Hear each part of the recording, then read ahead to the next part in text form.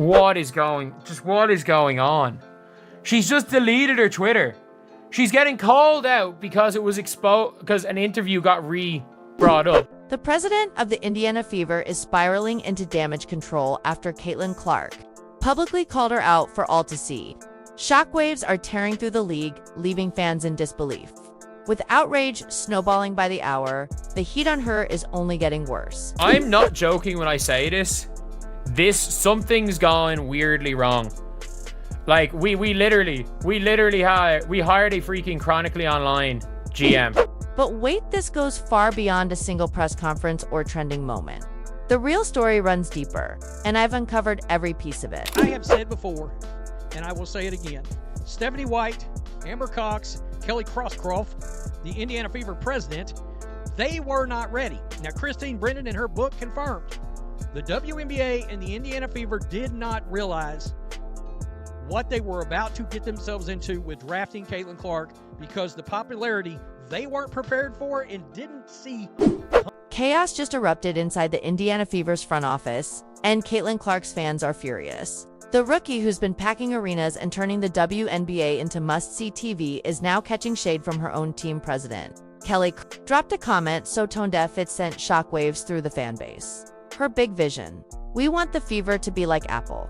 A strange flex, especially when it made Clark sound more like the iPhone case than the iPhone. Let's be real. Caitlin is the reason the Fever matter right now.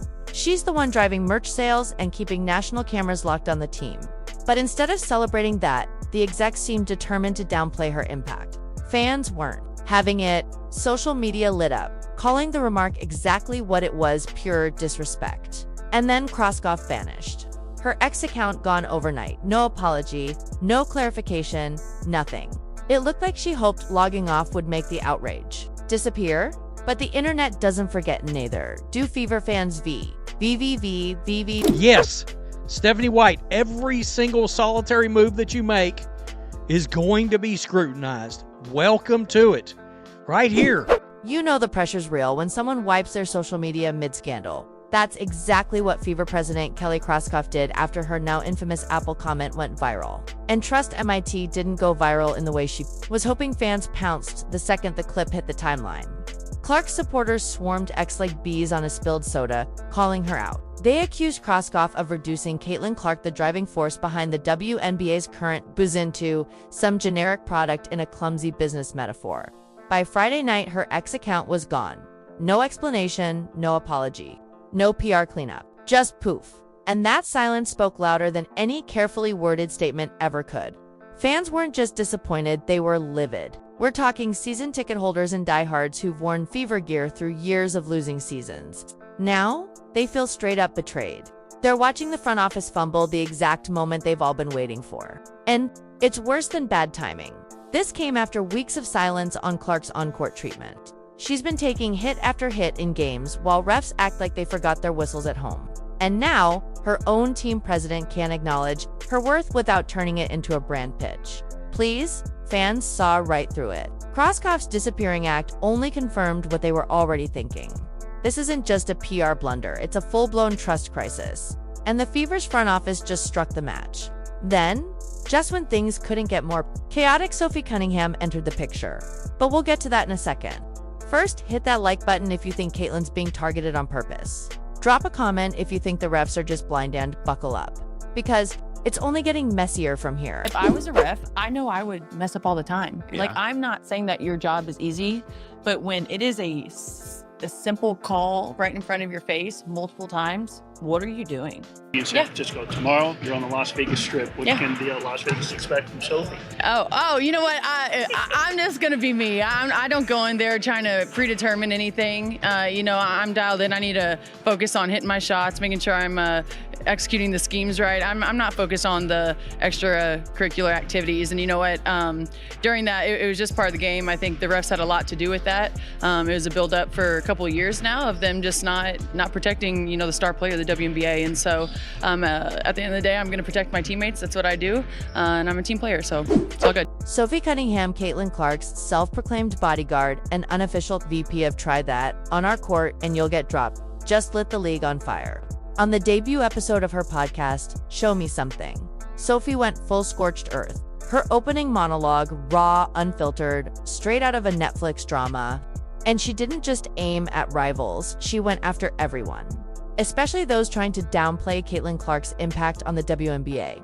"You're literally dumb," she said, not once, not twice, but 3 times. The clip exploded across TikTok, YouTube, and X, instantly becoming the phrase of the moment. And Sophie knew exactly what she was doing. This isn't just talk, she's backed it up on the court. Recently, she body-checked a Connecticut Sun player into another time zone after Clark caught an elbow to the face. She got ejected and didn't care. "I'm going to protect my teammates," she said. "That's what I do." But here's where it gets messy. Sophie didn't just go after opponents or weak officiating. She took aim at her own squad, the Indiana Fever. She claimed some of the real disrespect toward Caitlin is coming from inside the locker room. Sources close to the team are calling her podcast a declaration of war.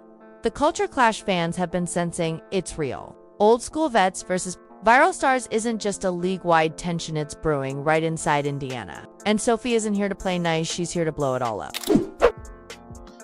It wasn't a dirty play. It was an intentional foul, and it was meant to send a message. It turned into a scuffle, and I don't think anybody wanted that. But the way that the game went and how egregious the referees were and how they were not protecting players, and they especially weren't protecting the #1 player in this league, the biggest draw in this league, which is Caitlin Clark, and they continue to not do that. To me, this was not a dirty play.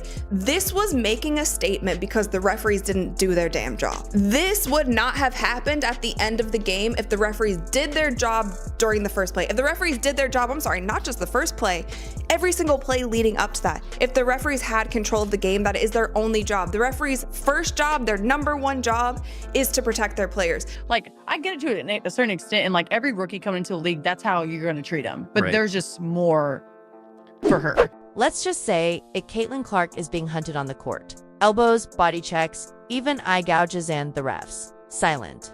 If this were the NBA and someone touched Steph or LeBron like that, there'd be texts, suspensions, and breaking news alerts. But in the W, Clark gets mugged and it's just play on. Take May 24th, Fever versus Liberty. Clark gets rammed mid-play by Natasha Cloud shoulder down. Blatant contact in a 2-point game. The ref stared like a statue. No foul. No explanation, just Clark standing there, palms up like, "Are y'all serious right now?" Meanwhile, the buzzer goes off and the Liberties celebrate. Sophie Cunningham didn't hold back. She went scorched earth again, saying there's just more for her. And she's right. The double standard is loud, brutal, and impossible to ignore. This isn't tough defense, it's targeted chaos. Even rival players have quietly admitted there's an unspoken agenda. Make her earn it, which is really code for break her before she shines too bright. And that's exactly what's happening. But Clark won't break. She didn't come to the league for a glorified hazing ritual, she came to dominate. And when refs swallow the whistle, Sophie's out there throwing shoulders and spitting fire on the mic like it's her second job. This isn't just bad officiating, it's a pattern. Honestly, it's starting to look like a conspiracy. If you're still here, this is bigger than basketball. So don't just watch, get in the mix. The next twist? It could drop any second. That we want to sustain the growth and the interest level in the franchise. I mean, this is about the Indiana Fever. Yes, we have a foundational player in Caitlin Clark and Leah Boston, and we're going to continue to add to that. But I want this team to be the leader in the country, and a brand, an enduring brand, like Apple or something. I mean, we have a real opportunity here. Things in Indiana aren't just tense, they're at war. On one side, the corporate suits trying to polish the Fever into some sleek Apple-style brand. On the other, players, fans, and even rival coaches who know the truth Caitlin Clark is the brand, period. The ice really cracked when Fever president Kelly Kroskoff tried to downplay Clark's impact. That's when Sophie Cunningham snapped. She didn't just disagree, she went scorched earth on her own bosses. And this wasn't some emotional outburst mid-interview. Insiders say her podcast rant was calculated, a direct strike after hearing the president's comments. Sophie didn't just call out the WNBA, she exposed her own front office with receipts. That's not frustration. That's rebellion. And it revealed a full-blown identity crisis inside the franchise. The Fever want to build a dynasty, but they're treating their centerpiece like a threat. Now the team is split, half Ellen on Caitlin, half clinging to old-school control. Fans see it. For second, take a look here. What the WNBA is doing with Caitlin Clark is the equivalent of the NBA doing this to Michael Jordan in 1986. It just doesn't make sense to me. You are biting the hand that feeds you. Mind you, without Caitlin Clark. If this were LeBron James getting slammed to the floor after an eye poke, Twitter would melt. SportsCenter would run it on loop for days. But Caitlin Clark, she gets crunched, no whistle, and the league stays silent. Imagine Steph Curry getting beat up game after game with zero protection. Would the NBA shrug it off? Hell no. Yet, that's exactly what's happening to Caitlin. She's not just another rookie, she's the reason people are tuning into women's basketball at all. The ratings, the sold-out arena sits, all Clark, she's the cash cow. Yet somehow treated like a bench warmer. Sophie Cunningham said, "At best, unacceptable." Coach Stephanie White even hijacked a press conference to roast the refs for letting it slide. The fans see it, the media sees it, but the league, still silent. Here's the ugly truth: if Clark were a man, this league would be bowing down. Instead, she's getting shoved around while her own team's execs barely lift a finger. Sophie's fighting for her. The fans are fighting for her. But the people who should have her back are too busy playing politics. Clark isn't just the future, she's already here. The problem is, the old guard's stuck in 2010, and they're about to get steamrolled. This isn't just controversy, it's a reckoning. Caitlin's star isn't fading, but the WNBA's leadership is fumbling a once-in-a-generation opportunity. As Sophie keeps saying, you're either with her or you're literally dumbass. And trust me, the next twist might just break the internet.